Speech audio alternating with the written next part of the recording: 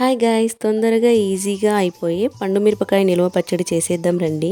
దీనికోసం ముందుగా స్టవ్ వెలిగించి పెనం పెట్టి కొంచెం ఆయిల్ కొంచెం నెయ్యి సమానంగా వేసుకోవాలి. అవి కొంచెం హీట్ అయిన తర్వాత జీలకర్ర, ఆవాలు, కరివేపాకు వేసి బాగా కలుపుకోవాలి.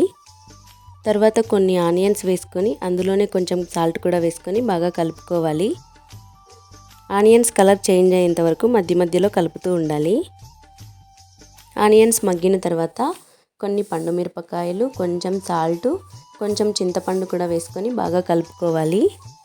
ఒక 5 మినిట్స్ తర్వాత చూస్తే ఇవన్నీ బాగా మగ్గిపోయి ఉంటాయి. ఇప్పుడు ఫైనల్గా కొన్ని వెల్లుల్లి, కొంచెం కొత్తిమీర వేసి ఇంకొక 5 మినిట్స్ బాగా కలుపుకోవాలి. ఇవి కొంచెం చల్లారిన తర్వాత మిక్సీ జార్లో వేసుకొని గ్రైండ్ చేసుకోవాలి.